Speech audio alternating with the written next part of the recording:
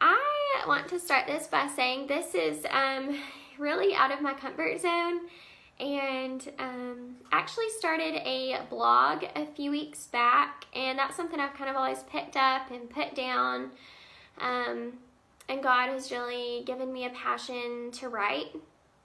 But other than that, I'm pretty quiet.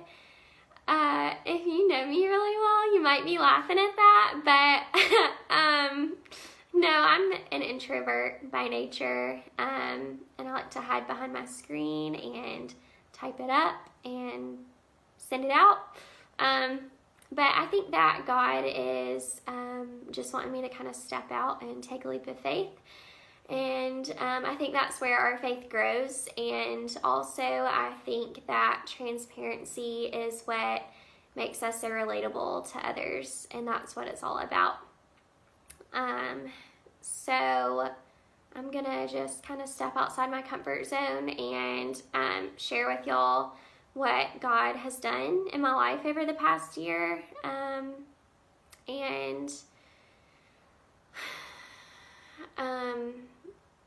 You know, I don't feel like it's benefiting me to keep it all in here. I think that we go through these things to share it, and to show everyone like how good Jesus is and how much grace there is. So about a year and a half ago, I really started struggling and just getting down and depressed and wanting to be alone. I just wanted to be alone so bad. And so I pushed everyone out and got alone. Just became bitter and angry and hateful and just all these things that are not me. And getting alone like that, that's really the leverage that Satan needed to just kind of come in and destroy things around me. And I damaged a lot of relationships, and I lost a lot of things that were just always really precious to me. And so, you know, I just started kind of leaning on substance in an unhealthy way, and just using it to cope and get some relief and just kind of put me out to get me through. And that never makes it better.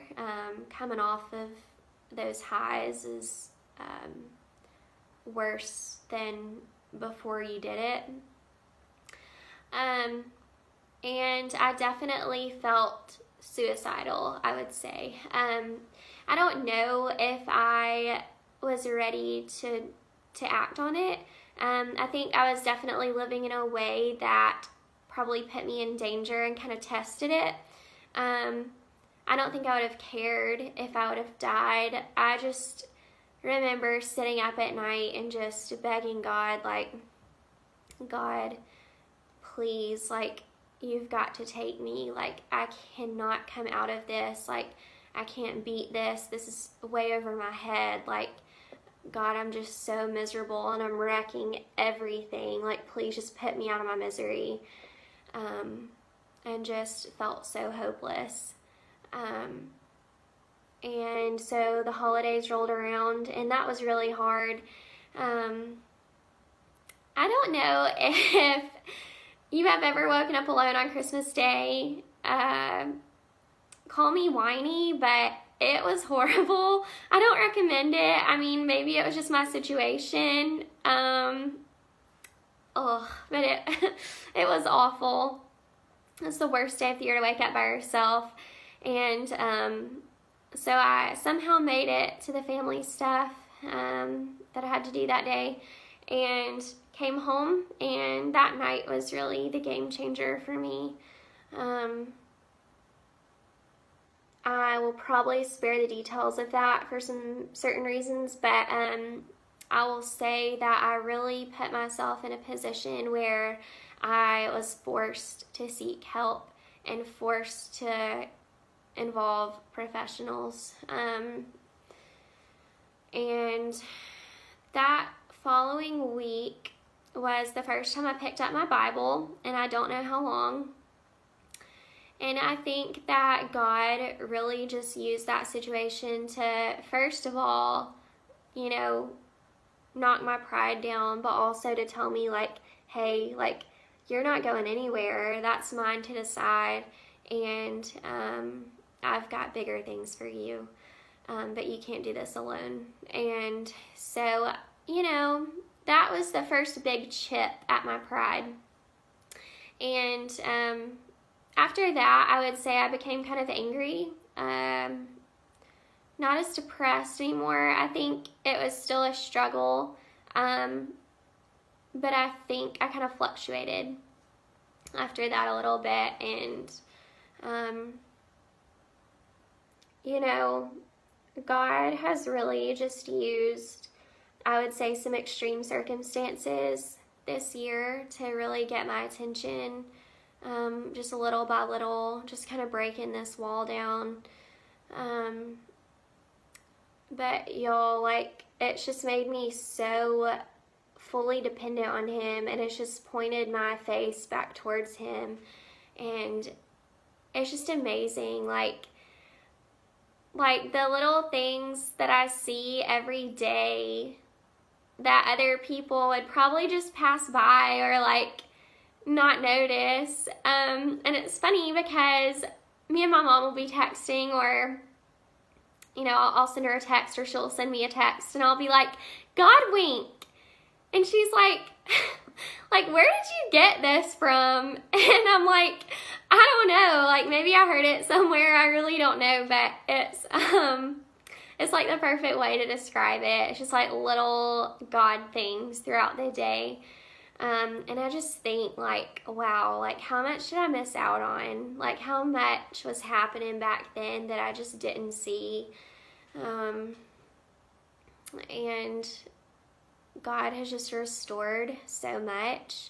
Satan has destroyed so many things and taken so much from me, and other people around me.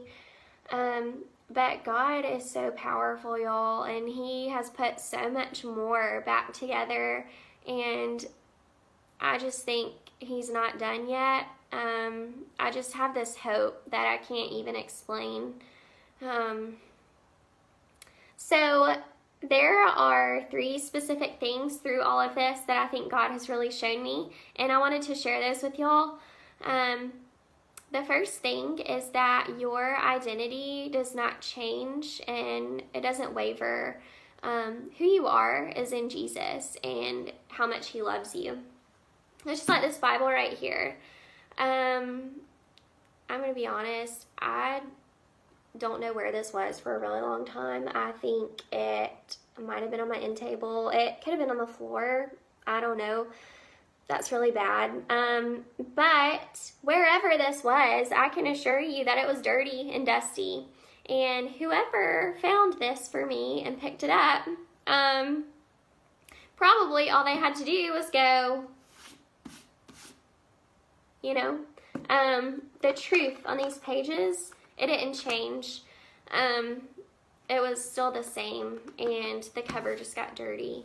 So all of this sin that comes into our lives, you know, it gets us dirty, and it just kind of covers over who God made us to be. And He can wipe that clean for you and bring you back down to who you're supposed to be. You know, so don't label yourself based on what you've done or any of your mistakes, like, because God doesn't. And, you know, people might, but who cares? Like, what does that matter? You know, this earth is so temporary, and God knows your heart, and that's where your identity is. So that's the first thing. And the second thing is that God loves to restore.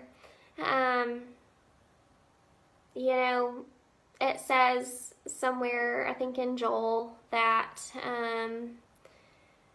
God will restore to you the years that the locusts have eaten. And y'all, like, if you would have told me a year ago, if you would have come up to me and said, Katie, like, oh my gosh, I wish you could see yourself a year from now, like, you're gonna have the joy of the Lord, and like, your circumstances might not be perfect, but you're going to have hope and you're going to have peace. Y'all, I would have laughed, first of all, for sure, and no telling, honestly, what I would have said. But I can tell you what I would have been thinking, and that's no, like, there's no way I'll be here next year. Like, I would love to think that, but, like, I can't make it another year. Like, there's no way I won't be here.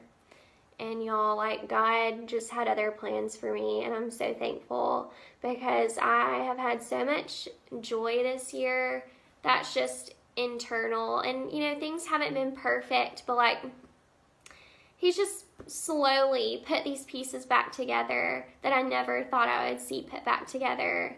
And He's just really, like, mended my heart, and I just never, ever thought that I would be here a year from then doing this. Like, it's just so crazy. And you know, that's the purpose of all of this, is restoration. That's what God does. Like, Jesus coming on the cross and dying for us, that's restoration for us, you know. And when we go from here to heaven, that's restoration. And you know, that's the purpose of all of this. And you know, there's nothing that's so hopeless. I think humans, we look at circumstances and we think, man, that's hopeless. Like, wow, look what Satan destroyed, or whoa, that girl messed up. But, you know, I think those are God's favorite situations. I think He looks at those same things and He says, wow, look at that potential. Wow, look at that opportunity. Like, man, Satan made a good attempt at that, but look what I'm about to do. And so just believe that and just plant your seed, you know, in hope.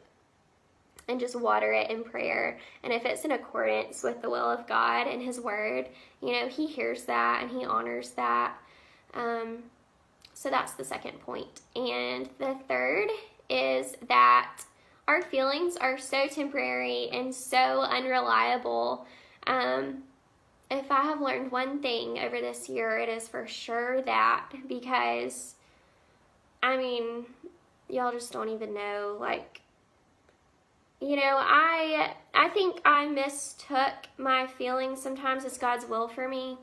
And, you know, Satan has access to your feelings, and he's so deceitful, and he just can come in and he can just twist your mind to think like, well, God did this, or God didn't do this, and this must be God's will for me. Like, God, why are you doing this to me? And he can just drive a wedge with that between what God's trying to do in your life. And, you know, this is solid, and this is where truth is, and this doesn't change.